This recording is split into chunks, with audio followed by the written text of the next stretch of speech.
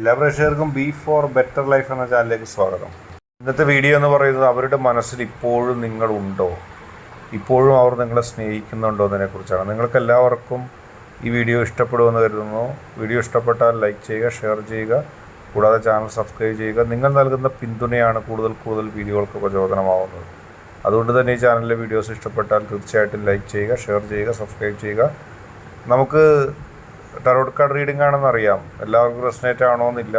Resonate ആകുന്നവർ സ്വീകരിക്കുക, അല്ലാത്തവർ വിട്ടുകളയുക. 10 of cups എന്ന ഒരു കാർഡാണ്. നമുക്ക് കാർഡിൻ്റെ റീഡിങ്ങിലേക്ക് പോകാം.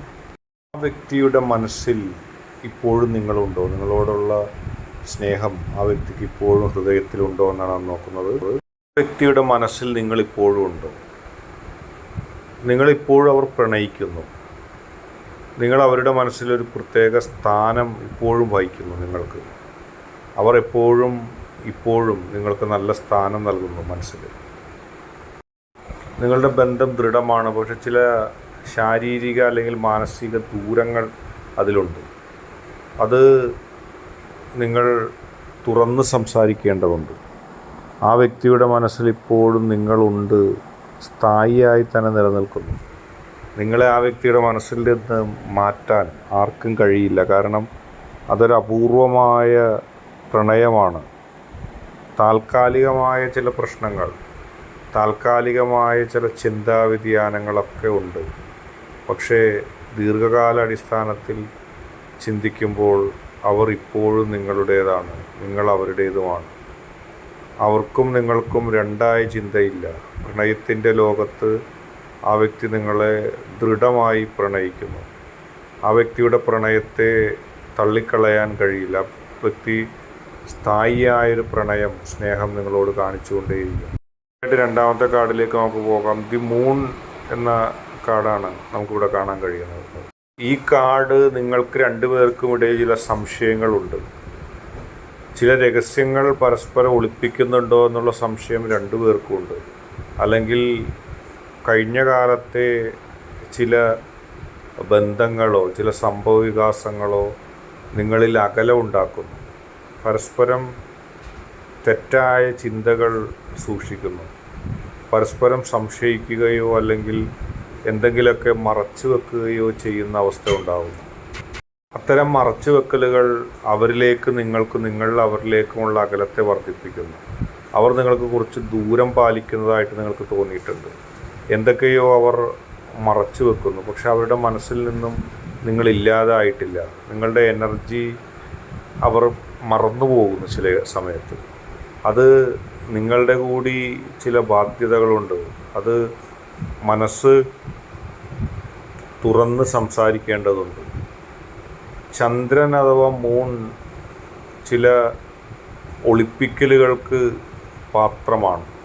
അല്ലെങ്കിൽ ആ രാത്രി, ഇപ്പോൾ മൂൺ ഉണ്ടാകുമ്പോൾ അതൊരു രാത്രിയാണ്. ഇരുട്ട് നിങ്ങൾക്കിടയിലുള്ള ബന്ധങ്ങളിൽ കലർന്നിരിക്കുന്നു. എന്തൊക്കെയോ നിഗൂഢതകൾ നിങ്ങളുടെ ബന്ധത്തിൽ ഒളിഞ്ഞിരിക്കുന്നു എന്ന തോന്നലെങ്കിലും കുറഞ്ഞ പക്ഷം ഉണ്ടാക്കുന്നു. അതുതന്നെയാണ് ആ വ്യക്തിയുടെ ഒരുപക്ഷെ സംശയം. അകലം ആ വ്യക്തി മനഃപൂർവ്വം പാലിക്കുന്നതുമാണ്.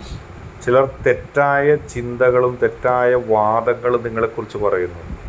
അത് തെറ്റായ കാര്യങ്ങളാണെന്ന് ആ വ്യക്തിക്ക് ബോധ്യപ്പെടാനിരിക്കുന്നേ ഉള്ളൂ.